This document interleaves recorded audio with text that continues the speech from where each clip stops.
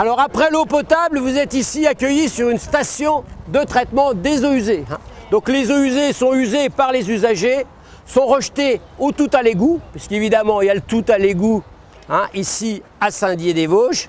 Et donc ces réseaux d'égouts arrivent et convergent tous ici au lieu dit la pêcherie, où nous avons une station d'épuration, somme toute très classique dans son fonctionnement, puisque c'est la plupart des stations de traitement des eaux usées fonctionnent sur le même principe. C'est une station biologique, donc biologique veut dire vivant. En fait, ce sont des petites bactéries qui vont faire le plus gros du boulot, qui vont manger la pollution.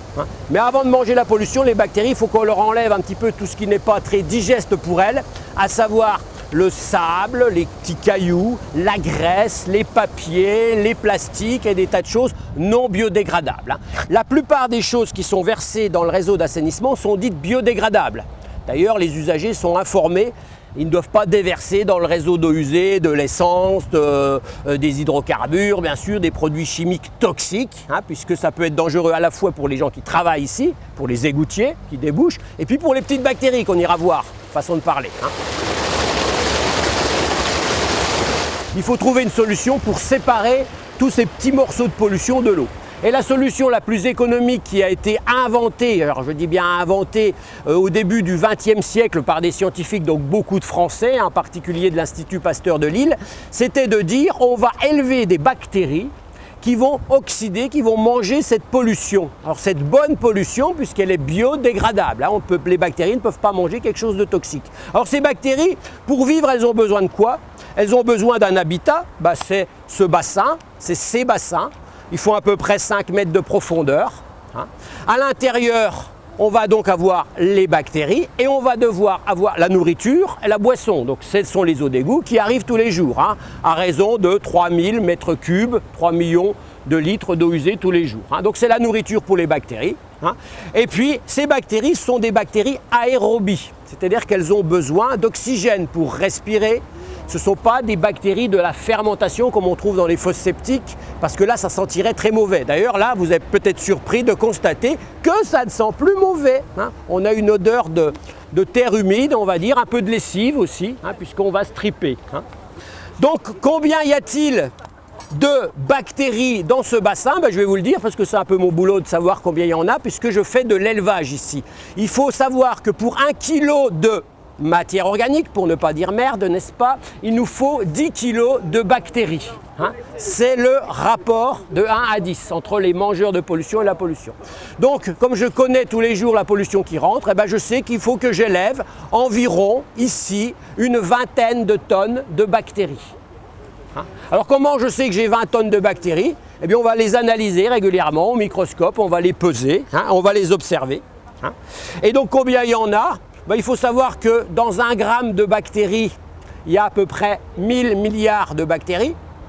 Et puis, ces bactéries, elles sont tellement nombreuses ici, parce que ça, dans la nature, ça n'existe pas, et qu'elles vont s'agglomérer entre elles, elles vont se mettre en paquets, en flocs. Et ce floc, une fois qu'on va arrêter de remuer tout ça, d'oxygéner, ce floc, il va avoir tendance à décanter. Alors ça, c'est un seau de boue que j'ai prélevé il y a à peu près 2 heures. Et donc, j'ai laissé reposer ce bouillon de culture de bactéries pendant 2 heures. Et on voit ce qui se passe. On a ce qu'on appelle un phénomène de décantation. Toutes les bactéries, avec tout ce qu'elles ont dans le ventre comme pollution, sont tombées au fond. Alors au fond, là, elles ne vont pas rester longtemps. Si je laisse ce seau trop longtemps, demain par exemple, tout ça va flotter, tout ça va mourir. Parce que les bactéries n'auront plus à manger. Et elles n'auront plus assez d'oxygène au fond. Il faut savoir qu'elles sont tellement nombreuses que ce n'est pas l'oxygène qui arrive par au-dessus qui suffit. Par contre, l'eau qui est au-dessus, c'est une eau qui est débarrassée naturellement de toutes les pollutions qu'il y avait dedans, y compris les petits morceaux microscopiques de pollution. Donc vous voyez que c'est un traitement qui est absolument naturel. Après le réfectoire, vous avez donc ici le dortoir des bactéries. Donc ce grand bassin tranquille dans lequel le phénomène qu'on a vu dans le seau se passe. Donc les bactéries tombent au fond. Et pour ne pas qu'elles meurent, parce qu'au bout de 2 heures, elles risquent de mourir, on va les récupérer immédiatement grâce au pont qui tourne là. Et qui va ramasser, qui va pomper, qui va les racler au fond et qui va les reprendre. Et avec une pompe, on va les renvoyer immédiatement au réfectoire où elles vont continuer à retrouver leurs copines et manger et se remuer un peu. Et donc l'eau qui est en surface, elle va retourner directement à la rivière. Alors je vais en prendre un échantillon pour voir à quoi elle ressemble. Voilà. Donc ces bactéries sont voraces puisque... Alors le prodige vient aussi qu'elles vont manger ça en à peu près une journée. Puisque compte tenu des temps de séjour de l'autre, le moment où l'eau usée rentre, elle sort, elle ne met pas plus d'une journée. Donc une journée pour tout manger, c'est très bien.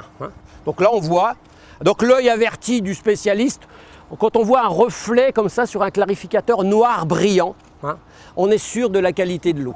Donc ce taux, je vous l'ai dit, c'est pas de l'eau potable, mais c'est de l'eau qui est au moins aussi bonne que l'eau de la Meurthe. On ne boit pas l'eau de la Meurthe en direct. Par contre, les poissons sont très contents de recevoir cette eau.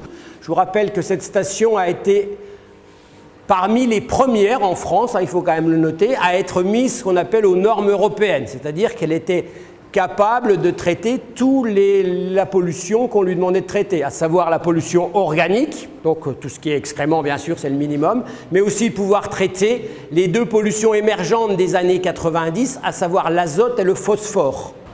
Alors la station d'épuration, on a vu là le rejet des eaux traitées et il faut savoir que la deuxième partie de la station d'épuration consiste à gérer les bactéries en trop, car tous les jours nous sommes obligés d'éliminer environ 1 tonne de bactéries en trop, et ces bactéries vont être tuées, vont être éliminées dans un flottateur où elles vont flotter naturellement par manque d'oxygène et ensuite ces boues biologiques en excès seront déshydratées sur un filtre presse à plateau, c'est-à-dire un gros appareil qui va faire des galettes de boue. Donc des galettes de boue sont stockées dans des bennes.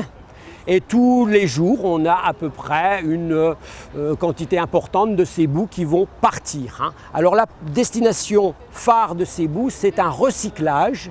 Et on va s'en servir pour faire de l'énergie, puisque ces boues sont séchées à Golbey et sont ensuite incinérées dans la papeterie Norskog de Golbey qui accepte de les prendre pour les brûler. Et donc elle a tout intérêt à les prendre puisque ça lui fait de l'énergie.